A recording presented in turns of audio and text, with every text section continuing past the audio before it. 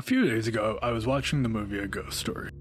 I went into it pretty excited. It had good ratings on both Metacritic and Rotten Tomato. Plus, I'm a fan of both Casey Affleck and Rooney Mara, who play C and M respectfully, so my hopes were pretty high for the movie going into it. About halfway through though, I tweeted out my slight displeasure. Some of the scenes seemed painfully long and drawn out for no real purpose. Following that tweet, the movie did pick up and got way better. It had some real interesting twists in it, and by the end, I was really happy I kept watching it.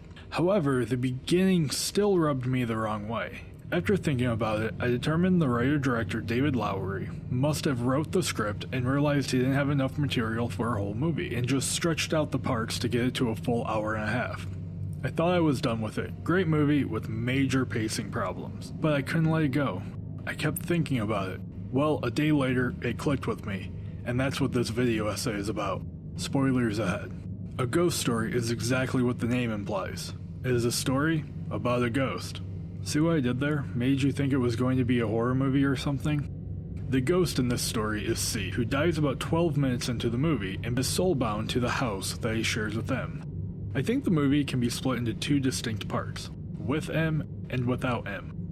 With M takes place over the first half of the movie, which runs about 48 minutes. Within that time, there are 4 distinct scenes that feature M doing very mundane tasks. These 4 scenes are as followed: M taking an old trunk to the curb for garbage, M and C falling asleep after hearing the piano make a noise, M looking at C's body in the hospital after he dies, and lastly, M eating a pie that was brought to her by a friend.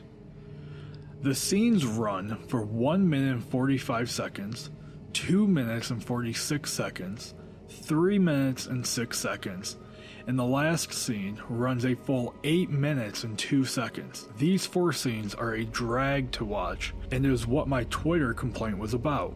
They feel so long, I wanted to just stop watching the movie. We don't know how much time has passed before M moves out, but C is awake for every waking moment in that house. Standing, sitting, and more standing.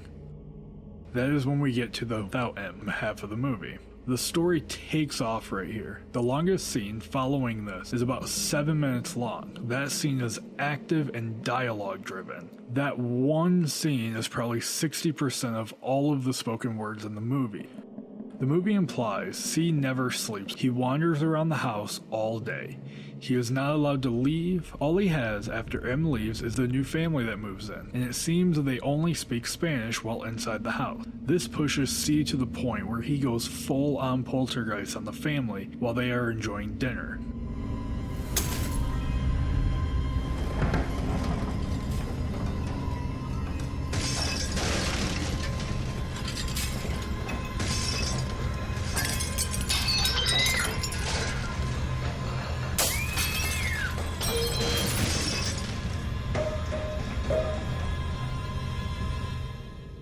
After that event, they move out and we get a time jump into the future, which becomes a common theme for the rest of the movie. The house eventually gets knocked down, a skyscraper gets built, a sprawling metropolis is built around it. Who knows how many years have passed at this point?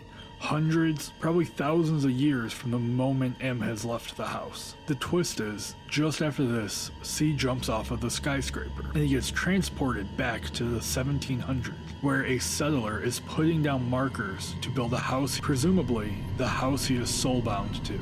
This is where he sits on a log and watches the family do mundane activity, and eventually a girl gets killed by natives, and then he watches her body rot in front of him. To him, this is long and drawn out, a lot like the first 48 minutes of the movie.